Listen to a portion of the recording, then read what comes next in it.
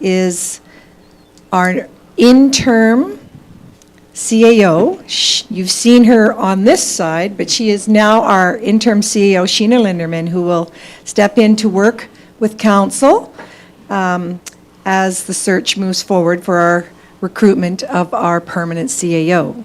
I'll hand it over to you. I'll call you Miss Linderman. Thank you. Thank you. So I would like to add one item under new business, which will be the provincial budget update. And then I have two closed session items I'd like to add. The first one will be section 16, interest harmful to a third party.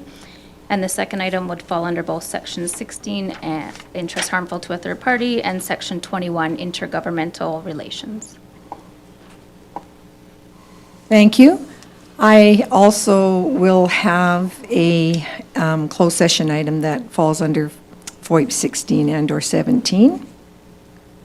Any other added items? Seeing none then, I would ask for a motion to accept the added items prior to asking to accept the agenda. Thank you. Councillor Cummings. Sorry, I just came from a meeting where I didn't actually have to say that out loud. So I'll put a motion on the floor to accept the added items as described. Thank you. Those in favor? That's carried. And now I'm looking for a motion, please, for the adoption of the agenda, and we'll start with Councillor Ryan. Thank you, Mayor Dahl. I move that we adopt the agenda as amended for our regular council meeting for Monday, February 28th. Any further questions? Those in favor? That's carried. Just a reminder, Councillor Walsh is unable to be here today, as well as Councillor Blatz.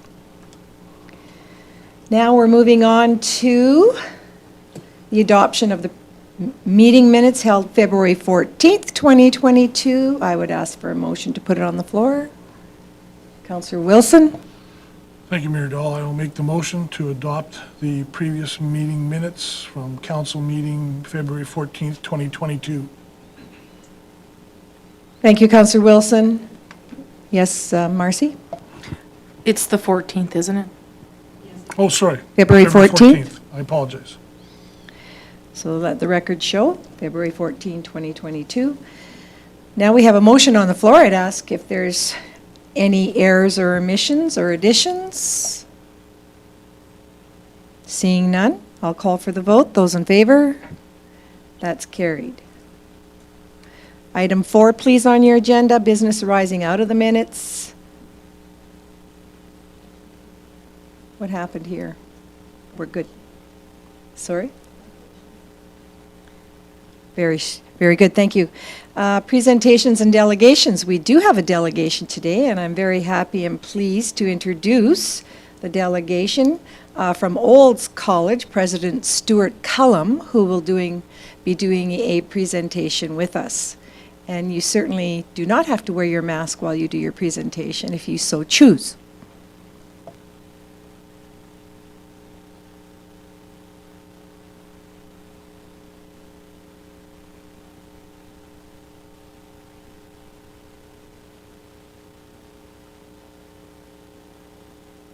Great. Can you hear me now? Great.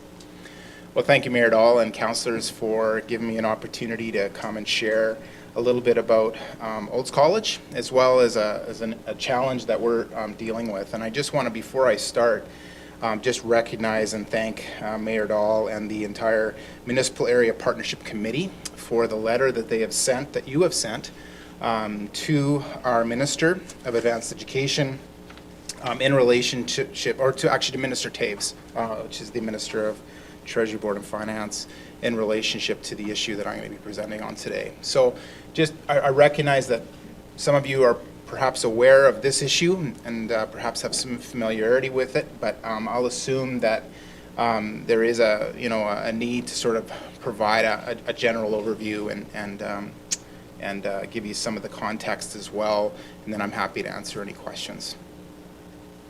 So First of all, I think it's important from a contextual perspective to just note that this is not just an Olds College challenge that I'm going to be speaking about. This is an issue and an opportunity really to respect and reflect on the impact of rural-based post-secondaries within this province. They truly are essential. There's been some great work that's been done over the last number of years, particularly as Alberta continues to recover from a challenging period of time with the pandemic. The province's colleges, polytechnics, and rural institutions in particular have been recognized as critically important to economic development, to establishing and supporting industry ecosystems within their regions through creation of talent, through the development and activity of applied research. We deliver that critical programming, and we work hard within that mandate and expectation to attract the leadership that is necessary in order to position our institutions as destinations for education, training, and applied research.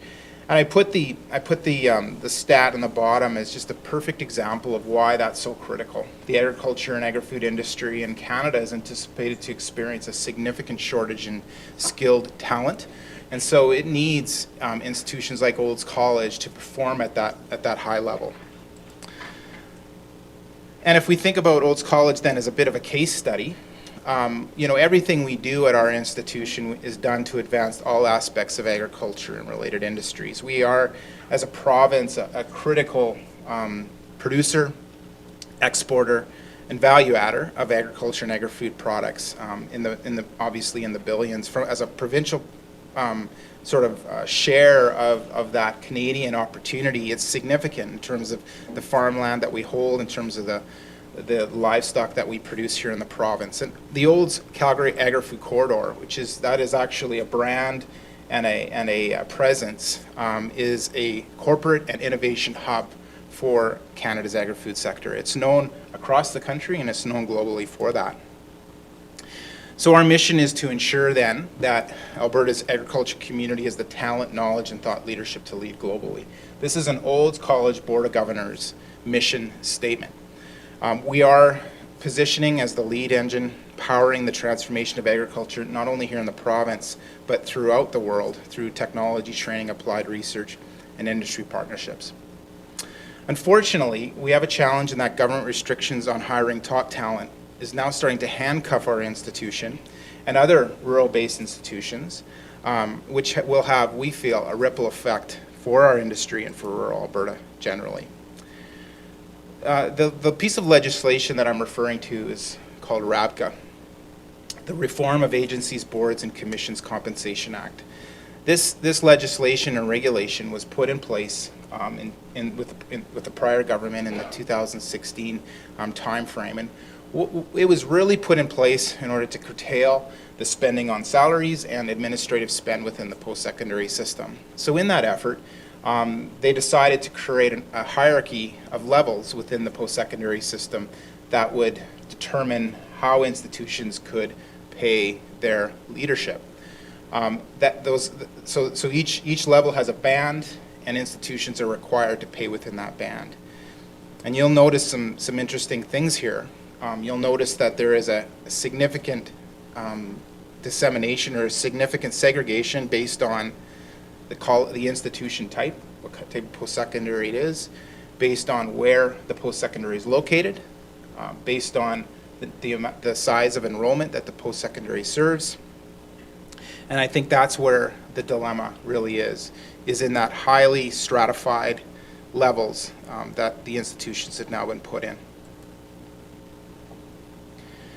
So why this is important today is, while the legislation was put in place almost 6 years ago, in March of 2021, the decision was made by the current government to apply that tiering down within the organization. So it started with presidents, and now it's moved down within the organization. So now it connects to and it applies to everyone from deans, directors on up. So 2 levels down within the organization. What is not reflected within that tiering is the complexity that exists within rural institutions in terms of the breadth, scope of activity that it engages in. So for Olds College, there's not a reflection of the fact that we do have a fully functioning farm, smart farm, that we have multiple agri-food enterprises, that we have a community learning campus, which the town of Olds has been a critical partner in, that we now have been asked by Alberta Agriculture and Rural Development to take on the Look Home Research Station. The fact that we have multiple sites and a significant amount of complexity in order to deliver our programming. That complexity was not apparently reflected within the analysis of how institutions were tiered, and that creates a significant challenge. Our success certainly is, in large part, as a result of the quality of our leadership team, because if you think about post-secondary leadership, we need leaders that not only understand how to deliver academic programming, we need leaders who understand how to do that within a context that contains farms, that contains businesses, that contains partnerships, things that are often not apparent within other kinds of post-secondary institutions. So we've certainly recruited leaders that really reflect that complexity and uniqueness of our institution, and as a result, you can see the progress that we've achieved to date. Since 2018, when our Growing 2025 strategic plan was launched, we've seen a significant growth of our enrollment, a significant growth in our applied research. We've been able to garner over $30 million in approved funding for 2 major builds on our campus, which I'm sure you're seeing every day, and we're getting really excited about. We've been able to establish more than 140 external industry partners. We've been able to attract more than $80 million in earned revenue and investment during that period of time, and we've actually doubled our farmland over the last 3 years to now encompass 3,600 acres. That's the progress to date. That is directly a result of the leaders that we have at Olds College, the expertise that we have, really applying their skills and competencies to position Olds College in a strong way. Other important, I think, facts that we need to reflect upon is just the economic impact of Olds College on the region, the amount of direct research investment that is drawn here, the amount of value-added enterprise revenue that's developed here, and how that gets distributed across our students. It's significant. We've been able to contribute nearly 15,000 learners in the past 4 years to the Alberta labor market. And every dollar that's invested, the college generates $3.70 of projected economic benefit for the Olds region. So the economic impact of our college is clear. And again, this is a case study. Think about this multiplied, a number of times if you consider all the other rural-based colleges like Lakeland College, Northern Lakes College, Portage College, plus some of the institutions that are even in the smaller urban centers that serve those rural areas. You can understand how important our institutions are to the province. So we have a red tape issue with RABCA. What it does is it reduces the capacity of our college to compete and recruit for people with skills that are in high demand. And at the end of the day, it's about parity. That's really what we're talking about here. We're not really talking about how high or low salaries should be. That is already addressed through other forms of control. There is a transparency requirement for Olds College. We have to disclose our salaries. That's open to the public. So there's an accountability there. There's also a new form of performance-based funding that this province has applied, where 45% of our funding is going to be at risk going forward, based on how we're doing relative to metrics. One of the metrics that's going to be put in place is an administrative expense metric. Those are the kinds of things that are going to keep us constrained in terms of our administrative spend, in terms of our salary spend. So RABCA is really not needed. And because it exists, it puts us in a position whereas today, many of our leaders are paid on par with their counterparts at Red Deer Polytechnic or Bow Valley College. In March of 2023, they're going to be paid tens of thousands of dollars less. It's a parity issue. It's whether rural-based institutions should be able to compensate their folks at the same level as urban-based institutions, or whether college employees who are highly specialized, delivering tremendous value, should be paid the same as their counterparts within urban environments. The result, if this is not addressed, is that colleges like Olds will transition from destination institutions for top talent to training ground institutions, stepping stone institutions for their urban counterparts. There's an approach that we can use to get exemptions. So we've been, of course, putting in multiple exemption requests to try to exempt our senior leaders from this regulation, and it takes hundreds of hours of time to put together the packages that it's needed to get the result that we're looking for. And it's completely at the judgment of the bureaucrats within Edmonton as to whether or not we'll actually get those exemptions. That in and of itself is a mechanism of red tape which is completely unneeded. So as mentioned, we have some fiscal restraints, we have some administrative expense incentives, constraint incentives, and we are continuing to move forward on that. Over the last 3 years, Olds College has actually reduced its administrative expenses by 23%.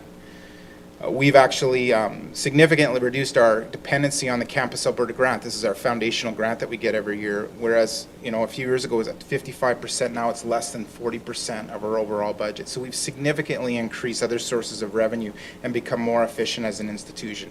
We didn't need RAPCA for that. We already had the mechanisms and the incentives in place, and certainly the government is putting further incentives in place besides RAPCA that will continue this kind of trend.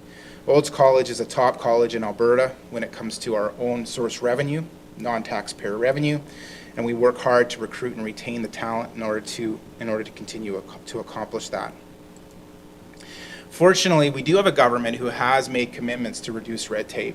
This is foundationally one of the most important pieces of red tape that this government could reduce.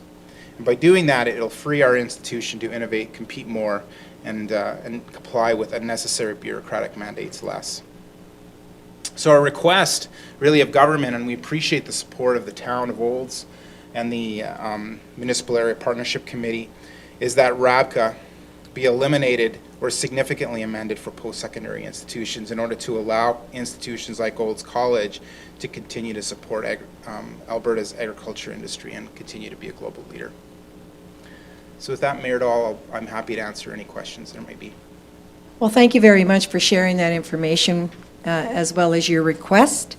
And most certainly, this was, although Municipal Area Partners did not meet yet for our annual meeting, we did have a mayor consensus with their councils, and this is why we have Mr. Cullum here to give you this presentation as well. So we did send off the letter on February 23rd.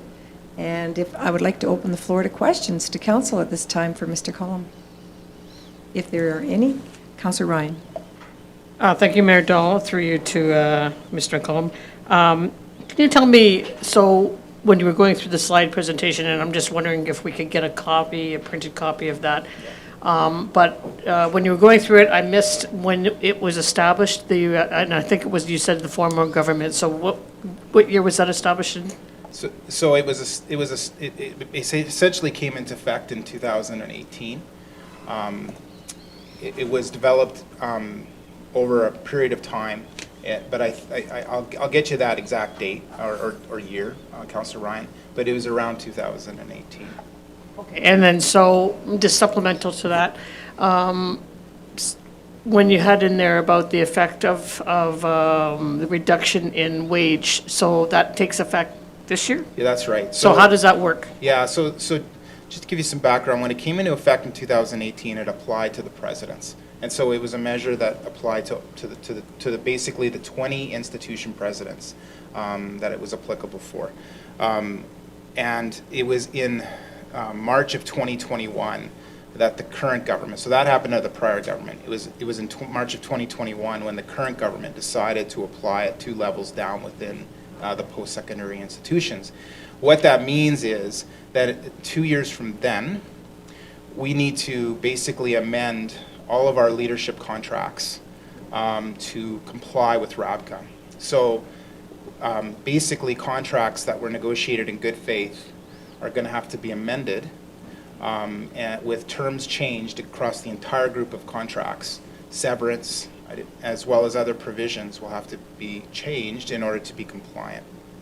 So that 2-year period really gives the employee the opportunity to determine their, how they would intend to respond. But by March of 2023, all of our contracts have to be compliant. Okay, thank you very much. I mean, that's really a significant issue to deal with. You know, you're actually asking people to take a 27% decrease in their. Yeah, it depends on the employee too. I don't want to imply, I'm not suggesting that's the number for everyone. That's the example of the extreme. In some cases, the salaries of our employees are within the RABCA band, prescribed band.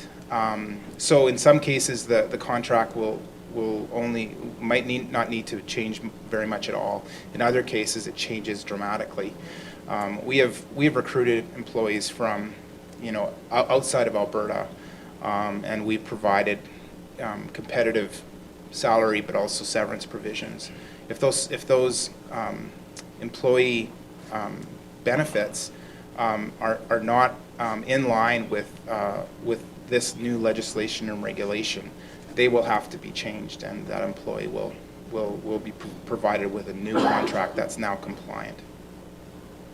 The way I understand it would be extremely difficult, especially for our organization, if we were ever in your shoes, to attract and retain the right talent for our municipality. I can imagine what you would have to go through. Yeah. And Yeah, and if you think about how, currently, the Olds College Board of Governors is responsible for this, for employing myself and for essentially laying out the employment parameters of its college community.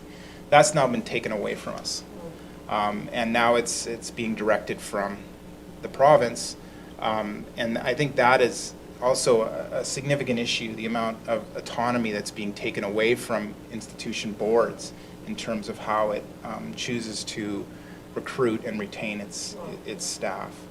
And this, again, at the end of the day, really all we're trying to retain here, in addition to obviously autonomy and not having to amend contracts, is parity. We just want to be able to compensate our folks within the appropriate market. And that market includes Bow Valley College, Red Deer Polytechnic, SAIT, and others.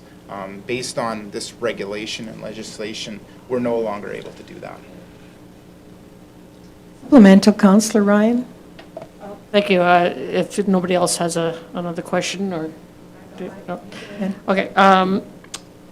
Could you tell me whether or not you were even brought to the table when they did this kind of a regulation? Like, did they even ask any of the institutions any input into this? So I wasn't in the role when the work was being done that led to the legislation. I wasn't in this role, so I can't speak to exactly how the post-secondary system was engaged. But I do know there was some level of engagement. But I would say that what they have not done, the government has not shared with us the data under which they established the hierarchy. They've indicated that it's based on a parameter that is assessed by a third-party company, but they've never shared the data.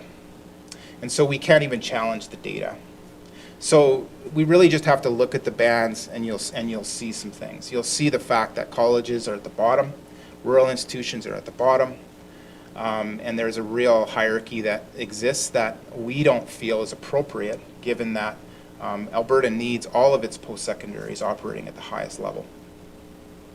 Of course, we had a different government in those days than we do today. Councillor Wilson? Thank you, Mayor Dahl, and thanks, Stuart, for the presentation. I just have a couple questions, and I think you partially answered one. I was just wondering what the background was to determining those bands, and you touched on rural, I guess, college versus a metro area and universities. Was there anything else, though, that you know that went into those bands? And I know you've talked about abolishing this act and parity, but is there a possibility to move between the bands or request movement, or are they fixed? Yeah, good questions, Councillor Wilson. So first of all, I think I've tried to answer the first question.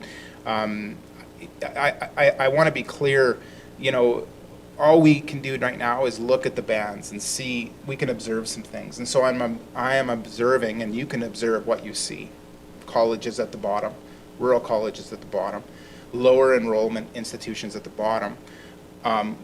So we're making some assumptions based on what we're seeing within that hierarchy, and we haven't not been shared the data or the basis under which they established the hierarchy. So it's very difficult for us to see how they've actually come to where they've come to. But we can see what exists there.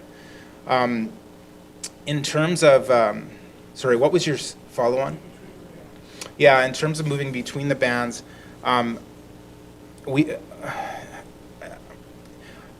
haven't made a formal request. I think that to do that, but there has been a lot of discussion with the province to this point, trying to help our institution understand how they came to that decision to put our institution and the collection of institutions in level 1.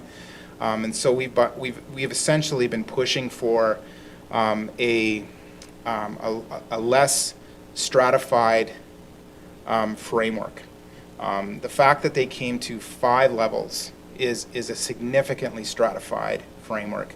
Prior to RABCA being applied, there was not that kind of delineation amongst, at the time, the president's salaries. They were a lot closer. Obviously, there's differences.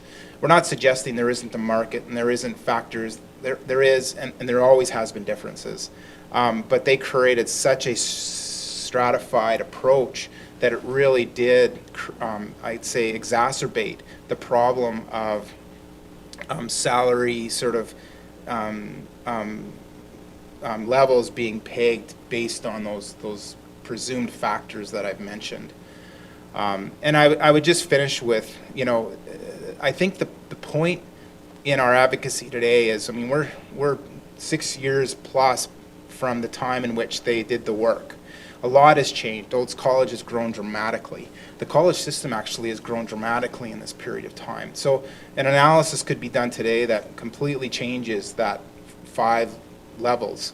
Secondly, this government has put into place other mechanisms to curtail administrative spend and executive salary, and it's called performance-based funding. We're now, like I said, we're under performance-based funding where 45% of our core grant funding is going to be determined based on how we do relative to metrics that they prescribe. One of the metrics that will be prescribed next year is an administrative expense metric.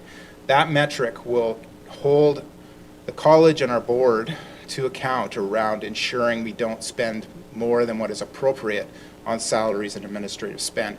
So we don't need RABCA anymore. We don't need this constraining regulation because we already have the incentives through performance-based funding to keep us aligned. And without RABCA, then Olds College can get its autonomy back, and we can strategically hire, and we can focus on what matters, which is performance, delivering the talent, delivering the applied research that's needed for our region, for our community, and for our industry. Supplemental, Councillor Wilson, and then Councillor Ryan. Thanks, Mayor Dahl, and thanks for a great response and answer, Stuart. That answered a lot of the questions I had. I think partially, again, this question I have, but I'll ask it anyway. Relative to hiring and the resource pool and the talent pools, is Olds College, given the nature of its curriculum, to what extent is it competing against the U of C's and the U of A's and, even and U of L, Mount Royal, for talent, let's say, given the unique nature of some of its curriculum? Well, I'll give you an example. Our Associate Vice President of Applied Research was recruited from Saskatchewan. She was an adjunct professor at the University of Saskatchewan, an employee of the Prairie Agriculture Manufacturing Institute. Very strong, I'd say a national leader in her field. We attracted her to Olds College. We competed with that jurisdiction to bring her to Olds College, and she came because of our social purpose, because of our unique mandate, because of the impact that we're creating, the potential of Olds College to be a leading agriculture center of excellence. That's why she came.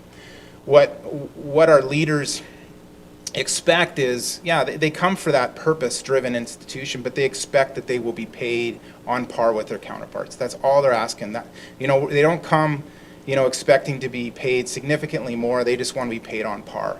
So they're happy, and I think they're fulfilled to be at our institution because of our social purpose and our impact. and they just want to be treated on par with their counterparts within the system. So, but just to finish though, like we absolutely are competing, not only with other post-secondaries universities across the province, but with industry. You know, we're very, very encouraged by the level of talent that we're able to attract. And we want to be able to continue to attract that level of talent. And we'll only be able to do that if we can continue to pay on par with our counterpart institutions. Thanks. Councillor Ryan? Thank you, Mayor Dahl. Just a comment, I guess, would be, I can see this as a way of handicapping smaller institutions, not allowing you to pay what the talent is worth. But also it creates a division between the rural and urban institutions as well, because it seems almost like, when I saw the list, it almost looks like they targeted the small rural colleges, and yet Olds College has received nothing but praise from this government and from any and all ministers that I've ever talked to. Have all said Olds College is a great college. You've done an amazing job with your programs. The amount of growth you've had in the last few years is astounding. So it's almost like they're giving you a handicap by putting this restriction on you. And it's not, like you say, it's almost redundant in the fact that there's already other means for you to have that kind of a, I guess, restriction, I guess, or you could say, on how much you could pay, because obviously you'd have to live within your own budget as well. So I'm very pleased that the mayors of all of our communities have put together a letter to sign in support of the college. And I think it's a really good deal. And in fact, if Mayor Dahl and I and Councillor Blatz will be attending the Alberta Municipality's Leadership Caucus in early March, and if one of the ministers happens to be there that could speak to that, I'd be more than happy to voice our concern with regards to this to the minister directly. A lot of times the minister in charge of red tape reduction has been there. I'm not sure if it's an actual minister or an AD, but I know that we have chatted with somebody with regards to the red tape reduction program, and that's an easy one to approach. So yeah, we can certainly get the voice out there in other ways as well as the letter. Well, thank you, Councillor Ryan, and it's Associate Minister Furr. I think, I think she would see this opportunity to reduce red tape as absolutely that. And to your point, and we've been very appreciative and thankful for this provincial government's support of Olds College. Certainly, MLA Nathan Cooper has been just a tremendous support for our community and for Olds College. We've received significant resources to obviously do the kinds of construction and capital upgrades on our campus. So we really appreciate the government's support, and I do think that they see Olds College as a strategic asset to this province's economic prosperity.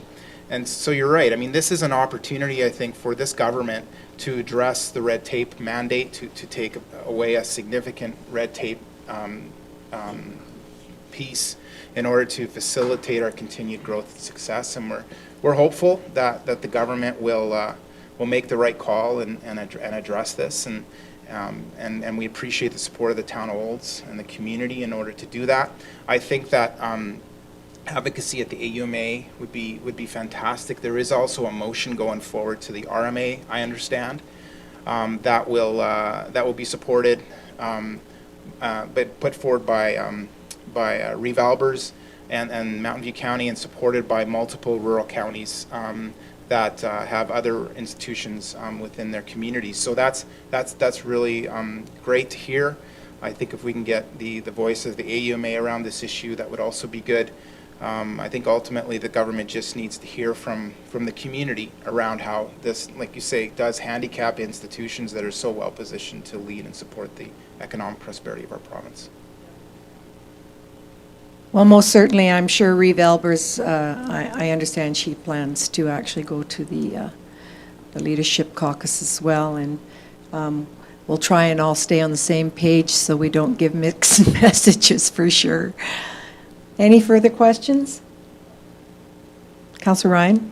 Thank you, Mayor Dahl. That is a good point. So maybe we can find out from Revolvers and to find out exactly what resolution they're going to put forward, and perhaps we could support something going forward to the Alberta municipalities from Town of Old, and I'm sure that we would get backing from one of our neighboring communities for that kind of thing. But we should have it the same, worded the same.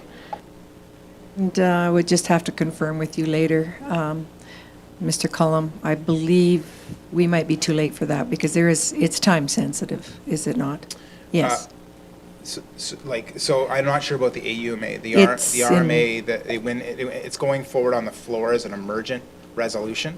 That's the way in which they are able to approach it. So I would defer to you on that. Hey, we'll check into that. Thank you very much. Okay, there's no further questions? I'd ask for a motion to accept for information the presentation, please. Councillor Daly. Thank you, Your Worship. I move that we accept the presentation made by President Cullum and also thank him for his attendance here and his information that he passed forward to us in this regular council meeting. Thank you. Okay, no further questions. Those in favor? That's carried. Again, thank you.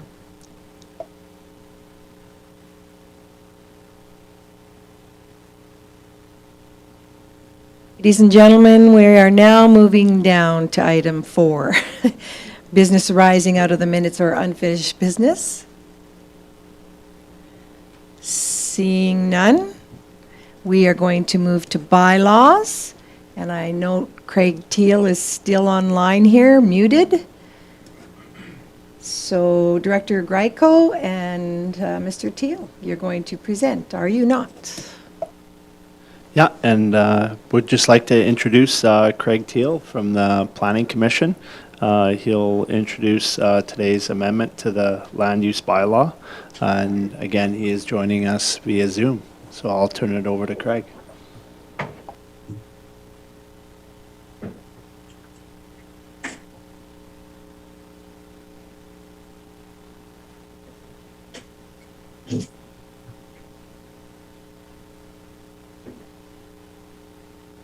There, Craig?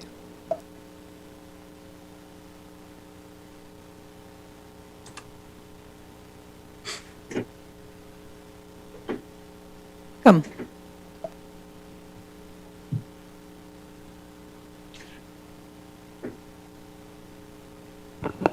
Hi, Craig, it's Marcy. Can you hear us?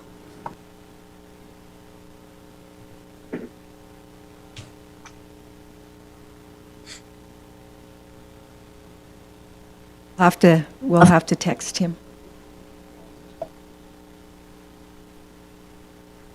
Mr. Teal, can you hear us? I can hear you, Your Worship. Good to go. Thank you, sir. Okay, thank you very much, Your Worship. I assume you're ready for me to go into the agenda item? Yes, I'm sorry, we were speaking and you missed that portion. And why does he keep going off the screen?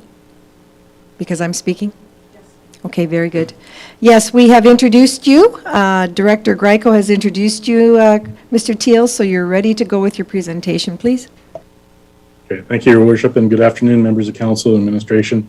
So the item that is before you for bylaw 2022-05 is for first reading of a bylaw to amend the land use bylaw. It is in response to a request made by the landowner in the area, in the southeast industrial area at the south end of 49th Avenue. The proposal is to switch the property back from direct control 7 district to light industrial district. And that's very much consistent with what's already on the surrounding properties and definitely matches with the town's southeast industrial area structure plan.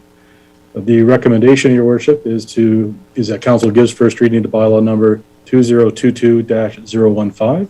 And as this is an application that is being brought forward by an applicant, that process involves their ability to attend at a public hearing. So we're also recommending that council schedules that public hearing for Monday, March 28th, 2022 at 1 p.m. in council chambers as a date, time, and place for a public hearing on bylaw 2022-05. That concludes my presentation, Your Worship. I'd be happy to field any questions. Thank you. Very good. In order for us to move this to public hearing, I will allow any questions at this time from the floor, from council. If you have any, we will have the opportunity once again at the public hearing. Doesn't look like we have any, Mr. Teal, so I would ask at this time then council give first reading to Bylaw 2022-05. For first reading. Councillor Ryan? Thank you, Mayor Dahl. I move that council gives first reading to bylaw number 2022-05 and A separate motion for the next one. Any further questions to first reading? I'll call for the vote. Those in favor? That is carried. And who had their hand up for, to set the public hearing date? Councillor Wilson? Could you put it page 12, Mars? Thanks.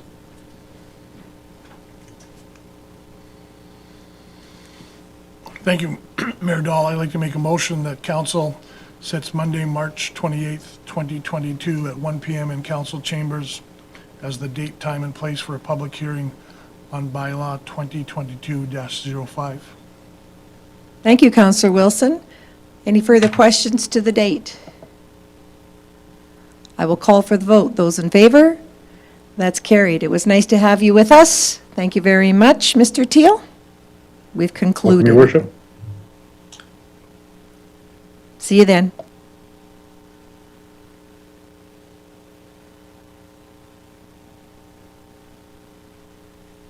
All right, moving down to item 7 at this time on our agenda. Did I miss one? Yes, 6. I need 6. I've got 2 agendas going here. This has got to stop. Item 6, please, new business. We will start with item 6A, and then we do have an added item 6B. Sheena will speak to that when we're done. Item A, Proclamation International Women's Day, March 8th.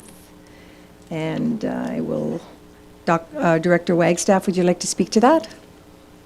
Thank you, Your Worship. I'll ask Heather Dixon, Community Facilitator, to please come forward and present the proclamation.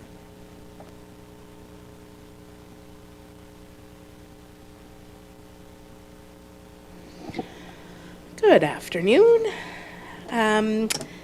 Mayor and Council Administration. So International Women's Day is just around the corner, March 8th, and we have celebrated with a proclamation the last few years when the local Women Unite group came forward asking us to proclaim that day as International Women's Day.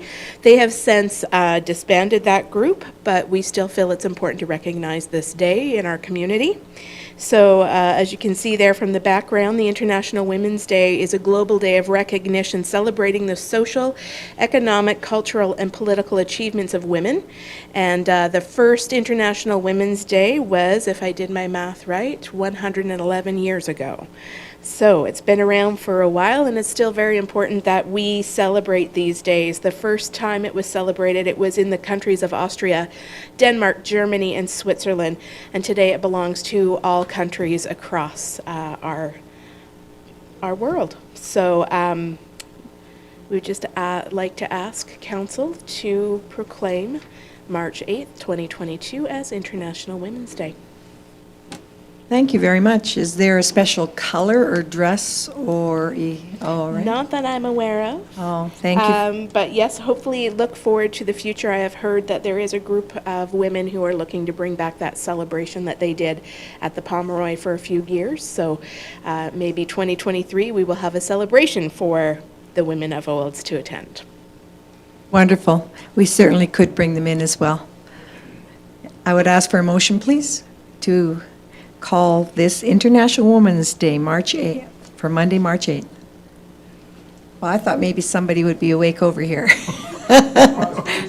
Okay. Councillor Wilson. Thank you, Mayor Dahl. I'd like to make the motion that Monday, March 8th, 2022 be recognized as International Women's Day in the town of Olds. As well as your whole family are women, other than yourself, so thank you for that. Every day is Women's Day in my family. Yes, and I'm sure they appreciate that. Are there any further questions or comments? Those in favor? That's carried. Thank you for that. And thank you very much for presenting that. Now we're down to item 6B for new business. Sheena? Thank you, Your Worship. I just wanted to provide council with a bit of a provincial budget update. So on Thursday, February 24th, the province tabled its 2022 budget. In this budget, there were no surprises as far as municipal funding goes. I have brought to council's attention previously the decreases we would be seeing in MSI capital for the years 2022 and 2023, and the province did not disappoint. They brought that. So as we know, MSI funding will be replaced with the local government fiscal framework in 2024. At its start in 2024, the LGFF will deliver 37% less funding per year compared to the annual average municipalities have received over the last 10 years. So there currently is no funding or allocation formula for the LGFF. Alberta municipalities will be working closely with the province and all municipalities to help with the discussions around how the province intends for both the LGFF fund to grow as well as how the funds will be allocated to municipalities. So watch for that at your upcoming conferences. I know that there will be discussion points at the upcoming municipal leaders conference that you're going to, so there'll be discussion points there. All other operating sources of funding, such as the MSI operating, the police operating grants, the FCSS funding, and grants in lieu of taxes have all remained the same for 2022. The education property tax requisition will see a 1.5% increase. So as council is aware, municipalities collect the education property tax on behalf of the province. While the requisition we will receive from the province will increase by 1.5% in 2022, the total impact to our residents and businesses will not be determined until we have received our official assessment values for 2022. This is because the province calculates the total requisition per municipality based on equalized assessment values that are 2 years behind, and municipalities must levy the tax based on assessment values that are only 1 year behind. So this often leaves a disparity between the increase announced by the province and the actual tax that we need to levy to cover this requisition. I will be bringing more information to council on that in the coming months. So those were the items that directly affected the town of Olds. I'll also quickly run through some of the other items coming out of the budget that council should be aware of. So first we had Broadband Investment. The province announced an investment of $390 million over the next 4 years into broadband projects for underserved communities. Affordable housing. So while the budget acknowledged the growing demand for affordable housing, capital investments in affordable and seniors housing programs are set to decrease from $112 million to $87 million in 2022, with a further decrease to $81 million in 2023. Mental health and addictions, an increase of $20 million per year on top of the $140 million of over 4 years that was previously announced in 2019. This additional $20 million will be used to further implement a recovery-oriented system of care with a coordinated network of community-based services and supports. So emergency medical services, or EMS, an increase of $64 million was announced to help strengthen our emergency response capacity. And lastly, the healthcare practitioner attraction and retention. The budget maintains the same level of spending on physicians at $5.4 billion annually. While the province has recently announced the Rural Education Supplement and Integrated Doctor Experience, or RESIDE program, that will provide 6 million to 60 new family physicians over the next 3 years. This program is specifically for 15 identified rural or remote communities of need. Olds is not on this list. So those were the highlights from the provincial budget. I would open it up to any questions council may have at this time. Flat. Oops. I don't think. Anyways, it seems that it's a 6% cut of dollars for all municipalities in our situation. I open the floor to questions. Start with Councillor Daly. Thank you, Your Worship. To Interim CEO Linderman. When I read the budget summary, it looked as if the MSI was cut significantly for 22-23. Could you expand on that a bit for us and what that means to us going forward into our budget meetings? Definitely, Councillor Daly. So what the province did, they did warn us that this was coming. They told us last year. So what they did was they front-ended a bit. So in 2021, we received a higher amount of MSI, and they told us at that time that it would decrease by 40% in 2022 and 2023. Same allocations for both years. With that knowledge, we were, as the town of Olds, we set it up so that we would not spend our entire 2021 allocation and in fact carry forward amounts to 2022 and 2023 in order to even out that spending. It's still not at the level that we are used to receiving. It's about a 25% decrease in the end, but we're able to level it out a little bit. That in 2024, it'll go back up over $1 million.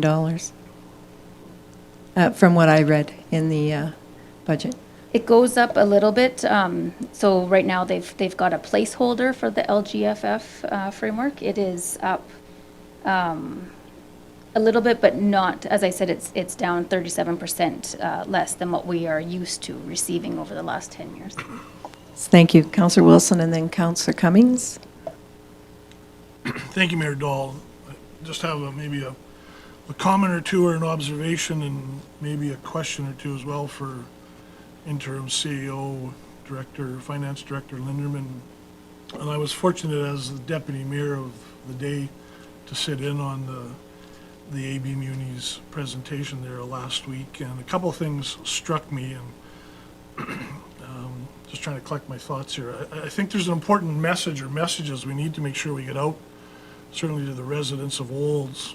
And again, I'm not sure if this is a question or a comment or an observation, but I would think this would be a prime area where we'd want to consider some type of a communique or a news release going out. Because again, it's going to present some significant challenges as you've alluded to in terms of funding and reduced funding and the downloading of costs and responsibilities to the municipalities. You touched on the affordable housing. One comment that was made that struck me was initially the thought was that flat is the new up, and then, however, when you factor in, inflation, flat is now the new down. And again, to me, there's some key core messages that we need to start getting out, framing the narrative and the expectations, because there are going to be, with the change in MSI going forward and the reduction in funding, some, I think, significant challenges for all municipalities, not only Olds. And I would just ask a question. I'm not sure if you touched, interim CEO, on the basic municipal transportation grant and that reduction in funding, basically 60% of what was there previously, and the fact that we're going to have, as a province, I think 64 million in emergency medical services to help hopefully address some of the issues around ambulance and emergency medical. But nonetheless, yeah, some significant challenges. And I'd like the town to maybe consider, with our communication coordinator and the social media that we have, starting to frame some of the storyline here and the expectations. Thank you. Thank you, Councillor Wilson. Councillor Cummings? Thank you, Your Worship. So you had mentioned, Director Lindeman, that this new LGFF funding formula is 37% less than the average of the previous 10 years, including this year and next year. We now know that number, right? So we can anticipate the first year in 2024 of this lower amount of money. Have you done that math for us yet? So we can kind of anticipate, I guess. The problem is they have not released how they will allocate it amongst the municipalities. So we know the formula for MSI, so it's easier to figure out what we will, as a town of Olds, receive. But because they have no allocation set, we don't know if they're going to do it per capita, if they're going to do it per kilometer of road, if they're going to do it based on revenue, like no idea based on need how they're going to allocate it out. Supplemental, and then Councillor Ryan. Thank you. So where did the 37% come from? Is that just a general overall budgeted amount for the entire MS or LGFF funding? But they just haven't decided where that smaller pool of money is going to go? Yes. Thank you. Councillor Ryan. Thank you, Mayor Dahl, through you to Director Lindeman, or sorry, interim acting CAO. Interim acting, is that right? Or acting or interim? Interim. CAO. We're going to get that right sooner or later. So did they say at all that they were going to tie the LGFF to growth in the, I wasn't sure whether it was the GDP or whatever it is. Like, if the economy grows, then more money will go into that. Did they say that whether they were going to do that? Because there was a mention of it before. Yes, so they did mention it is possibly tied at 50% to the growth in the province's revenue. Alberta Municipalities, though, is going to advocate on municipalities' behalf because they believe that should be at 100%. So more to come there, hopefully. Yeah, that's good, because they did mention before that they were going to tie that into the, if Alberta does well, then all the municipalities will do well as well. So that's good that they're still thinking that, because that's always hope. Councillor Daly. Thank you, Your Worship. To CAO Linderman, I also read that there was going to be a reduction in the municipality infrastructure fund. Now, does that affect us as well as a small, I shouldn't say small, but a community of Olds? I'm just looking through here at all the, I believe that was a capital one, Yeah, the Strategic Transportation Infrastructure Program. That is what we used for our roundabout. We received funding through that. And yes, it is decreasing in 2022 and 2023. That one is a highly competitive grant. And as I said, we did receive it in 2021 and always looking at projects to apply again. But as you said, So, a supplemental. So in our budget that we preliminary looked at, did we have any money that was earmarked into that grant? no, we did not. Okay, No. good. And I'm just looking through here, you might have also been talking about the Investing in Canada infrastructure program, which is seeing a significant decrease. But they did say that that one actually is closed anyways. They've already allocated all the funds for 2022-23 anyways. Supplemental. Just another point that I'd like to make is that I found it very encouraging that they did allocate the extra funds to the EMS and also to the Mental and Addiction Fund. But one that really stood out for me is that they held steady on the FCSS fund as well, province-wide, and so that that funding will be available for our community to make it stronger as well. Good. Yes. Yeah, there certainly is, there is the preliminary analysis on Alberta's 2022 budget online, and it's good information if anybody's looking for that. We can give you the link on that. Any further questions? All right, seeing none, this was an added item. If I can ask for a motion, please, to accept, unless, would you like to close on that interim CAO, Linderman? No, I really don't have anything further. As I mentioned, there was nothing surprising, all to me pretty status quo on the municipality side. Right, I'd ask for a motion, please. Councillor Daly. Thank you, Your Worship. I'd like to move that we accept the information on the 2022-23 provincial budget presented by interim CEO Linderman. Thank for you. information. You. Further questions? Call for the vote. Those in favor? That's carried. Thank you. Item 8, quarterly financial position update. Nothing today. Sorry, we must be out of sync on one of these. I'm going to check that next time. Reports from council, item 7A. That's correct. All right. We are down 2 councillors today, so let's start on this side of the table. We'll start with Councillor Ryan. Thank you, Mayor Dahl, and everybody received a written report from me with regards to some of the things I attended. Just a couple of highlights when we were talking about the budget a few minutes ago, and interim CAO Lindeman was talking about the reduction with regard, or the amount of money for affordable housing. It's interesting that the province did an affordable housing review panel, and they had 19 recommendations that came forward, and absolutely no funding talk at all about how they're going to proceed with making any of these.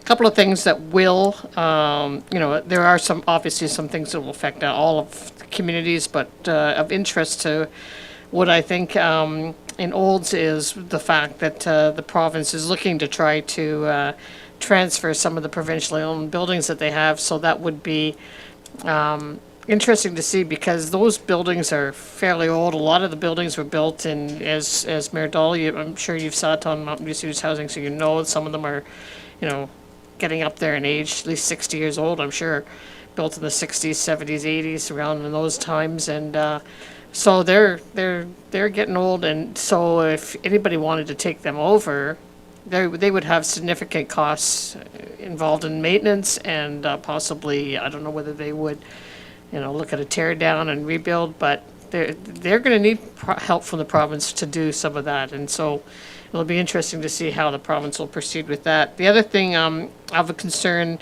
and it's coming up in March, meeting with the province has asked us to participate, well, us in Mountain View Students Housing, in they're talking about competency-based boards.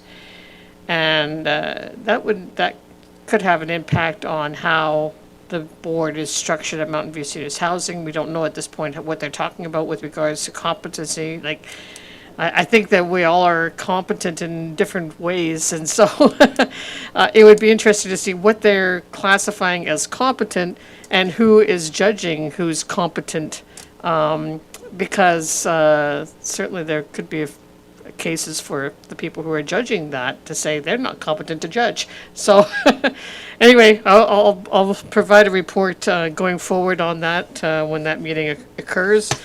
Olds Policing Advisory Committee, Parkland Regional Library Board. A little thank you on the bottom of that to Michelle Jorgensen for tracking down an Olds artist who had donated a piece of art, but the signature was illegible, so they didn't know who it was. And so they asked me if I could track it down, and I said, well, I can't track it down, but I know somebody who can. So Michelle Jorgensen was able to get that done in a day, which was amazing. I was just thrilled, and so was she. And now we'll be able to put a plaque on the on that artwork that goes, if it gets hung, or when it gets hung, at Parkland Regional Library. Allowed to share the name of the artist? I did, Cynthia. Okay, Yep. I'll look that Her up. name is, geez, I don't know how to pronounce it. Ozzy Cruz, okay, you know her?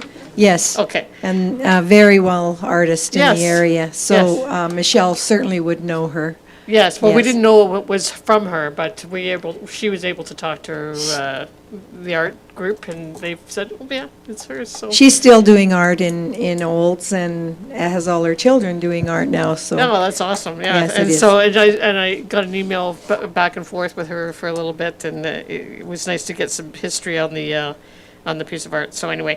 And then also attended regular council meetings, PMP, CAO conversation, and OFL board meeting. That's it, thank you. Very welcome. Councillor Wilson. Thank you, Mayor Dahl. I just had a couple items to mention, and one being my participation on the Water Commission board, and we will be coming up through the months of April, May, possibly encroaching into June, looking at the multi-year, kind of 10-year plus business plan for the Water Commission, and so I will be looking to get some time with acting CEO, interim CEO, Linderman, to look at the projections for the town of Olds relative to population and population growth, and what we anticipate our future needs being in the 10-plus years with our crystal balls polished a little bit. Because as I said, the commission will be engaging with a third-party consultant, as they have in the past, to build that multi-year plan and what the needs and the requirements of the plant, the water plant will be, recognizing its age and aging infrastructure.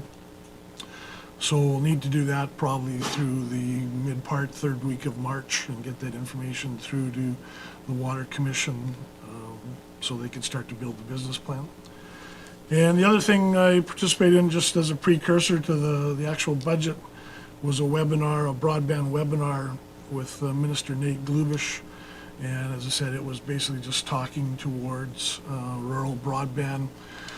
The $390 million in funding over 4 years that's going to be available in the province of or in the province of Alberta.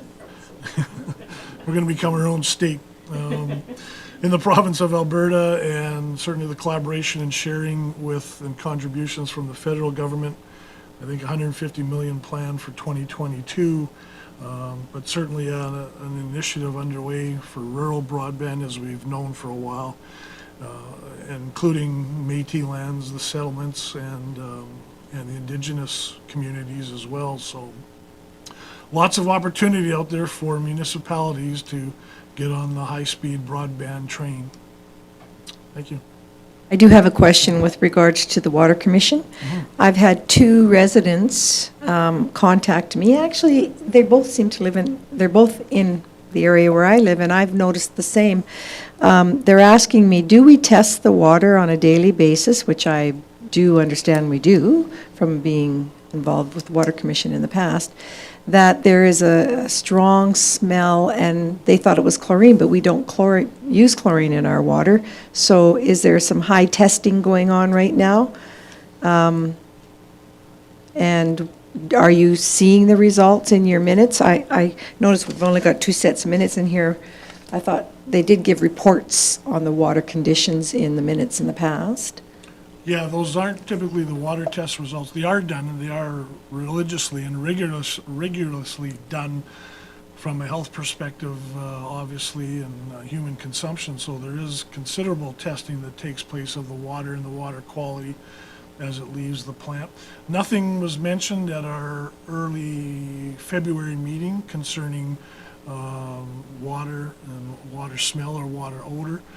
I've made a note. I'll take it back to the executive director of the commission and our plant operations individual there, the plant operations individual, and just mention it to them. But certainly, yeah, there is rigorous water testing that takes place from a health perspective. So. And I do understand that, and thank you for that. And if it comes back that there's absolutely nothing going on there, then we'll have to check with our own sources. Councillor Cummings?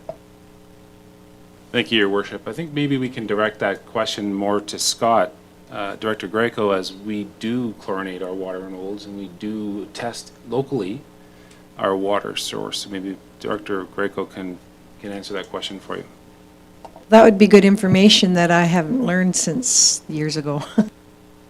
Yeah, I certainly will look into that and provide council with an update with respect to the frequency of testing, and as well whether or not the water is chlorinated, and as well if there's any kind of concerns with respect to odor as well.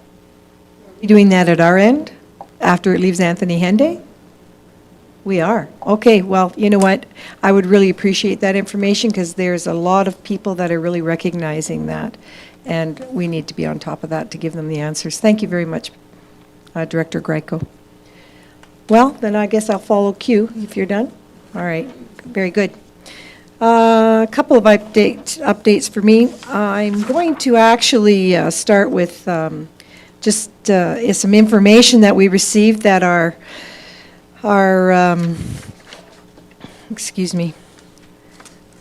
Senior Community Peace Officer Erica Christensen is leaving employment with the town of Olds, as he has accepted a position with the city of Beaumont. And he's going to be overseeing municipal enforcement program there, so we'll miss him. He's been very good in traffic enforcement in this town. And ICC, Intermunicipal Cooperation Committee, we held our first meeting other than having a joint meeting at the Mount View County with Councillors Blatz, Walsh, and myself, along with the appointees from the Mount View County. We've evaluated potential priorities for us to engage in dialogue for the future. The service level review and assessment management was held with all council, and I'm very pleased with administration and council and past council for building what we have today for the Olds community, so we'll continue to build on that.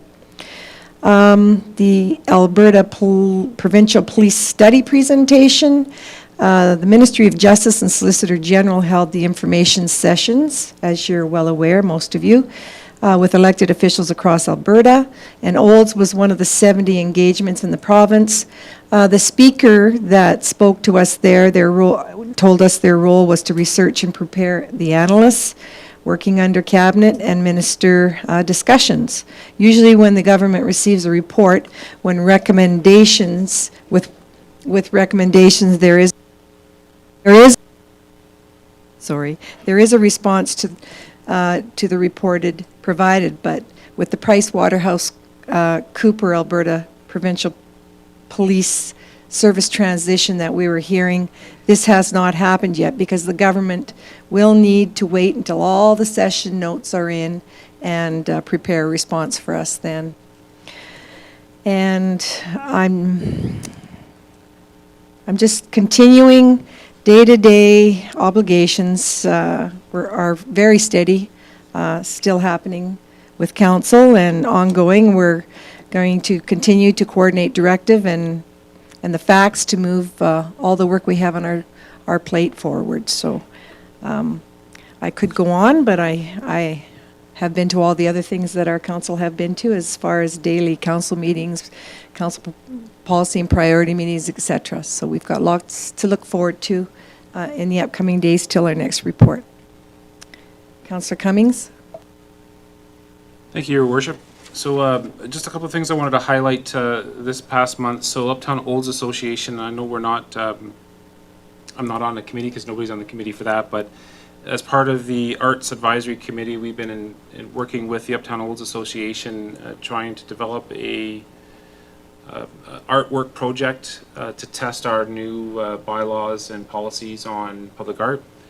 And they're very actively working on that project right now. It looks like it might take up to 2 years to fulfill, but it'll be painted crosswalks in the Uptown area. And they've taken our small idea of doing 1 or 2 to doing many over a course of many years and making it more of a destination artistic trip, tourism, or sorry, that's the word I'm trying to search from the back of my head. So that's a very good thing from the Arts Committee perspective, being able to do a long-term running project like that and test the system and see how it works. So that was really good. One other thing I wanted to talk about really, because everything else was already been talked about that I've been to this week, is the MPC. So several of us, of course, sit on the MPC and we're all privy to the same information. I know we were a little disappointed on the stats that came out from the census with regards to our population growth, but then when we get these building permit statistics from our department here and we look at 2020, which had 7 houses built in Olds in the entire year, and we look at last year where we had a total of 18 houses built in the entire year.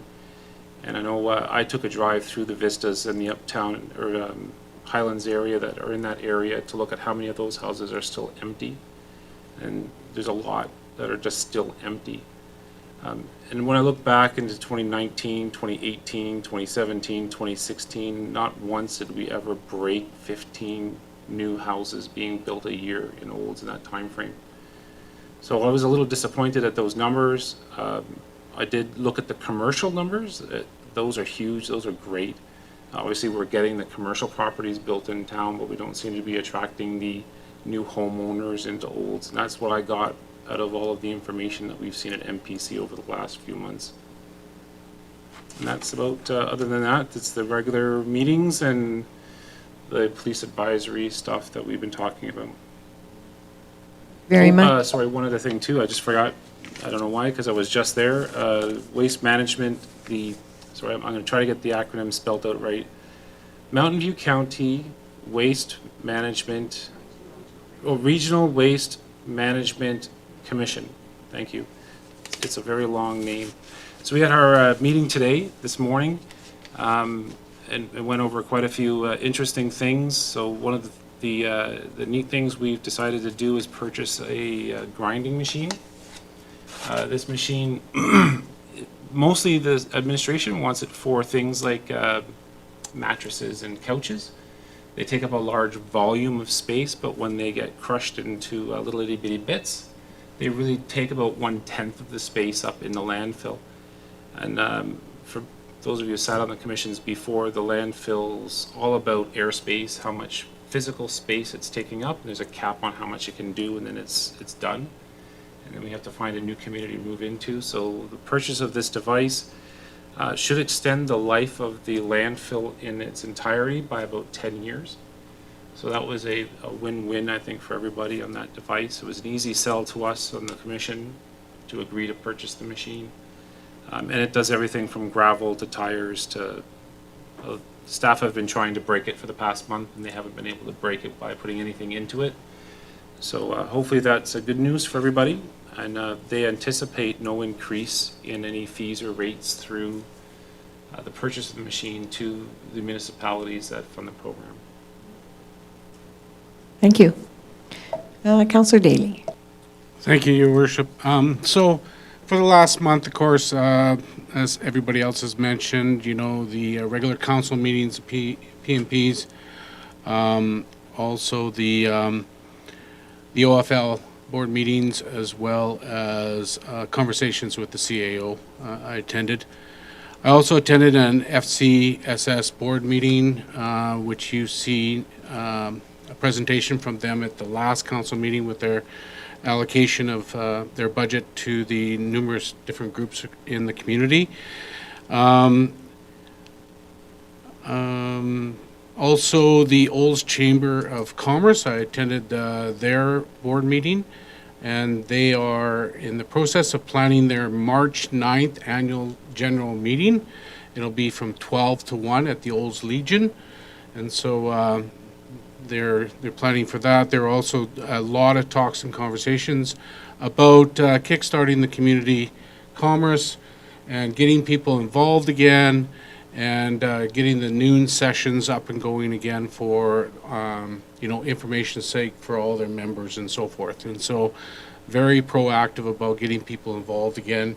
Looking forward that, you know, they can actually get together again. They're betting they're planning on this, and they do have a plan B too if it doesn't work out, that we can actually get together.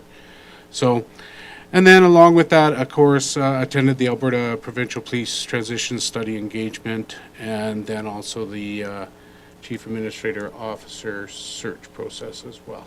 So that's it. Thank you, Your Worship. Thank you. I know we will be at the caucus those dates, those 9th and 10th.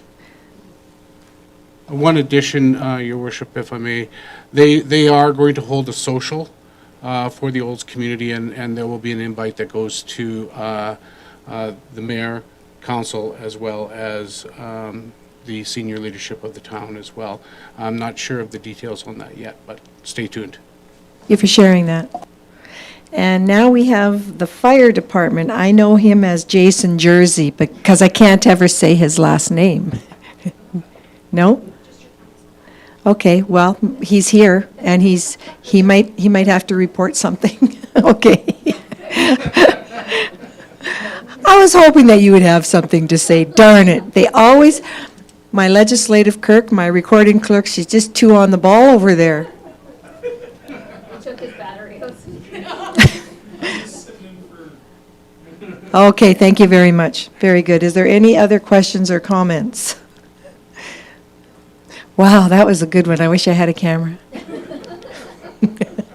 All right, if we have no further comments, please, a motion to receive for information. Councillor, somebody put their hand up over here? Okay. Councillor Cummings. Thank you, Your Worship. So I'll put a motion on the floor that the reports from council, authorities, boards, committees, and commissions ending February 28, 2022 be received for information. Those in favor? That is carried. Thank you. Okay, I started highlighting my agenda now, so I will be on the right number now, okay? Item 8, quarterly financial position update. We have nothing to report. And so we'll move down to item 9 at this time, correspondence and information, page 41 of your agenda.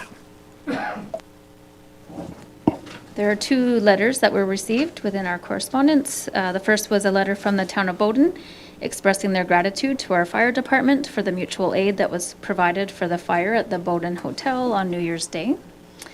The second is a response from Minister MacGyver in regards to our letter asking about provincial supports from the province associated with COVID-19 restrictions.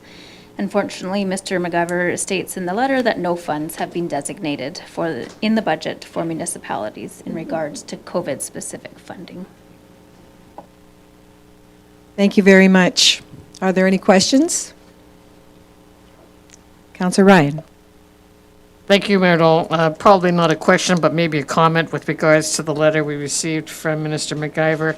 And I think if we have an opportunity, maybe we can, at the caucus meetings on March 9th and 10th, and in passing, perhaps we can make a comment to the minister with regards to this. I think it's unfortunate that they're saying that there's no funding, but I mean, really, the REP program that they asked communities to implement, whether it was REP or the other one, either way, you would have had some kind of additional staffing just to make sure that you are complying.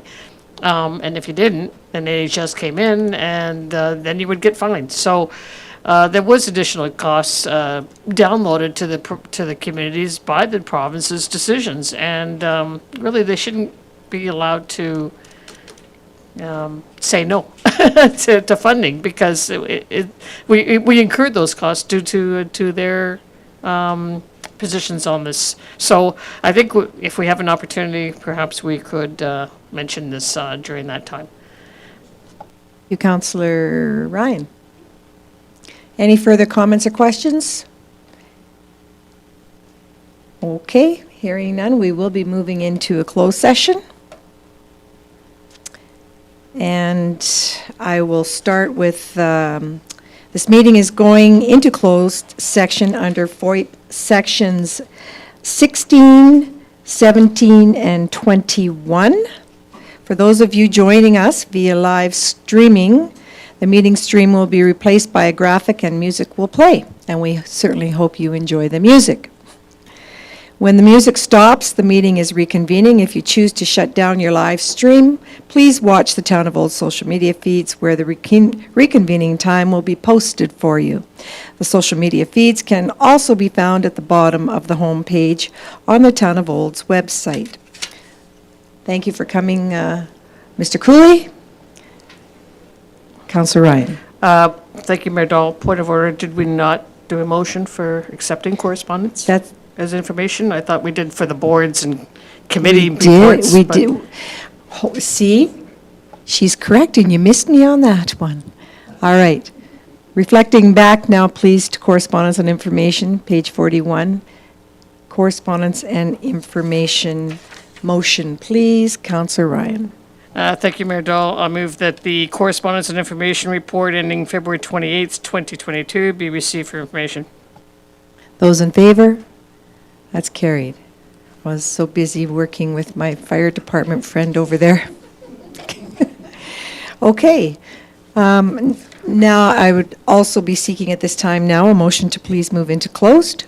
Again, sections 16, 17, and 21. And please note, I do believe we're good with all of the administration here. I'll just confirm with interim CAO. Yes, for my 2 items, I'd like the executive team to stay. Thank you. All right, Councillor Daly. I'll give it a try. I move that we move into closed session at 2:25 inside of section 16, 17, and 21. I think that's it. You, Oh, okay. with the mayor, council, and senior executive, that's president and council chamber. And our legislative clerk, Marcy, which I did not forget intentionally. All right. Those in favor? That's carried. Thank you.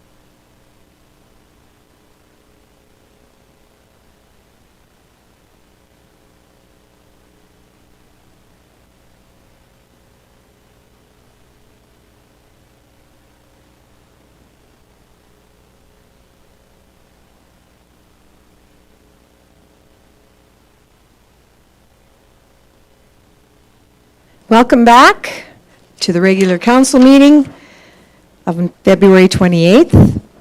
I would like to ask council at this time for a motion to adjourn at 4, I believe it is 04. Councillor Daly? I so move to adjourn. Okay, 4:04. Thank you. All those in favor? That is carried. Thank you.